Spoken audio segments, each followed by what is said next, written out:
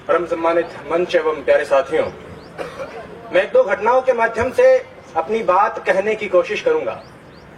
ये गुजरात के राजकोट में रहने वाली एक स्कूल अध्यापिका जयश्री बेन के जीवन की कहानी है।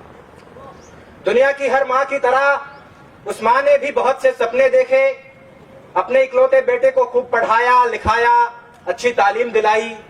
बेटा भी सफल हुआ, प्रोफेसर बन गया, डॉक्टर बहू से शादी हो गई, घर में पैसों की कोई कमी नहीं रही, जीवन में सब कुछ ठीक ही चल रहा था। लेकिन बुरे दिन कुछ ऐसे आए कि बूढ़ी मां को लकवा मार गया, पैरालिसिस हो गया, हाथ पैरों ने काम करना बंद कर दिया, तो मां अब बिस्तर पर पड़ी रहने लगी। एक रोज कुछ यूं हुआ बीमारी के दिनों में कि बेटे ने मां को सहारा देकर खड़ा किया। मां बड़ी खुश हुई कि मेरा बेटा मेरे बुढ़ापे की लाठी बन रहा है। बेटा मां को पकड़कर धीरे धीरे सीढ़ियों के सहारे छत पर ले गया। मां बड़ी खुश हुई कि मेरा बेटा मुझे धूप दिखाने ले जा रहा है।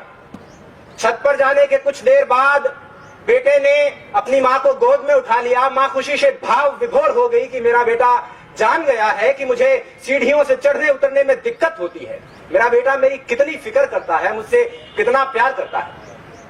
लेकिन उसके बाद उस बेटे ने जो किया, हाथ उठाकर दुआ कीजिए कि दुनिया का कोई भी इंसान वैसा ना करे। उस बेटे ने गोद में उठाकर अपनी मां को 4 मंजिला मकान की छत से नीचे फेंक दिया। बूढ़ी मां कुछ समझ पाती उससे पहले उसकी जिंदगी खत्म हो गई। 4थी मंजिल से नीचे गिरने में कितना वक्त लगता है? 3-4 सेकंड लगते होंगे। लोगों को लगा कि मां छत से गिर गई होगी, लेकिन पुलिस पड़ताल और सीसीटीवी फुटेज से 3 महीने बाद पता चला कि मां मरी नहीं थी, प्रोफेसर बेटे ने मारा था। और पुलिस पूछताछ में प्रोफेसर साहब ने कहा कि मैं मां की बीमारी से तंग आ गया था और इस आफत से पीछा छुड़ाना चाहता था। इल्म की तासीर जब गुरूर में बदली, बुनियाद रिश्तों की महज दस्तूर में बदली और बुजुर्गों को फकत आफत समझ बैठी औलाद आदम की बड़े बेनूर में बदली। 2 महीने की बीमारी से परेशान होकर प्रोफेसर साहब ने 9 महीने तक पेट में रखने वाली मां को मार डाला। ऐसा ही कुछ मुंबई की आशा साहनी के साथ हुआ। उनके बेटे ने खूब अच्छी तालीम हासिल की, अमेरिका गया, प्रोफेसर बना, लेकिन घर लौटकर नहीं आया। पीछे बूढ़ी मां इंतजार करते करते एक रोज बिस्तर पर सोते सोते ही मर गई और उसका जिस्म उसी बिस्तर पर पड़ा पड़ा कंकाल में बदलता रहा। बेटे ने 1.5 साल तक कोई खबर नहीं ली और बाद में जब घर लौटकर देखा तो उस बिस्तर पर उन दोनों के रिश्तों की तरह खोखला एक हड्डियों का ढांचा पड़ा था।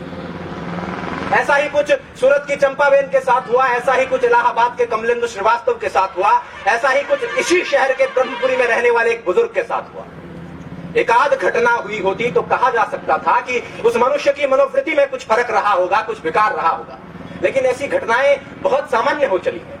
अखबारों में रोज यही खबर है और इन घटनाओं में एक दुखद समानता यह है कि ये उन घरों में घटित हो रही है जिनमें बच्चों ने बहुत अच्छी तालीम हासिल की है।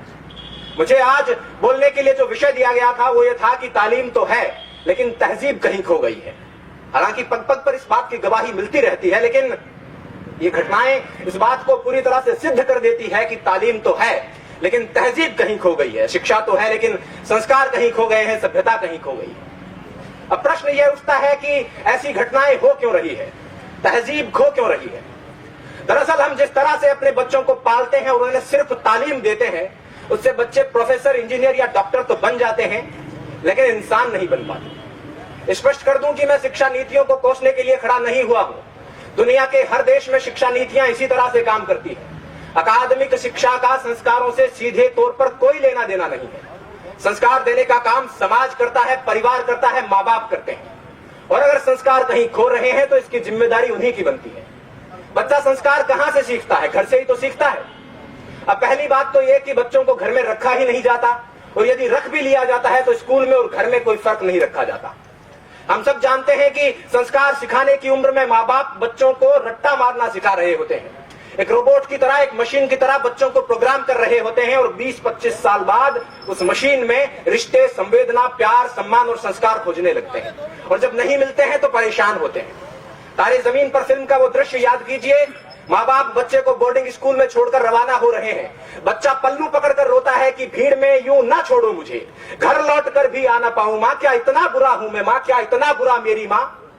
माँ बाप फिर भी निष्ठुर होकर चल देते हैं और जब बाद में बच्चा संवेदनहीन होने लगता है तो बहुत परेशान होते हैं। मैं ऐसे अनेक युवकों को जानता हूं जिनको उनके माँ बाप ने 7-8 साल की उम्र में घर से दूर अच्छी तालीम हासिल करने के लिए भेज दिया था।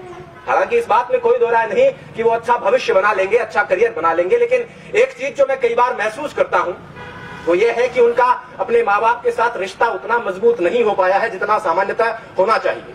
और यदि उनमें से कोई 20-25 साल बाद अपने माँ बाप को घर से निकाल देता है या वृद्धाश्रम में छोड़कर आ जाता है तो मुझे इस बात से कोई अचरज नहीं होगा। करता था सो क्यों किया, अब कर क्यों पछताए। बोया पेड़ बबूल का तो आम कहां से खाए। पहले जब प्यार बोया ही नहीं है, सम्मान बोया ही नहीं है, संस्कार बोया ही नहीं है तो उसके मिलने की उम्मीद क्यों करें। खैर, मैंने काफी समय ले लिया है। अंत में चलते चलते बस इतना कहना चाहूंगा कि जयश्री बहन तो छत से फेंके जाने के बाद नीचे गिरते वक्त कुछ सोच पाई थी या नहीं सोच पाई थी मुझे नहीं मालूम, लेकिन अगर आपके साथ ऐसा हुआ, भगवान ना करे ऐसा हुआ, तो आप ये जरूर सोचेंगे कि तालीम के साथ तहजीब भी दे दी होती तो इस तरह नहीं बढ़ना पड़ता। और अगर आप इस पश्चाताप के साथ नहीं मरना चाहते हैं तो अपने आने वाली नस्लों को, अपनी पीढ़ियों को, अपनी औलादों को मशीन बनाने के बजाय मनुष्य बनाने की शुरुआत कर दीजिए। इन्हीं शब्दों के साथ मैं अपनी बात कर रहा हूं।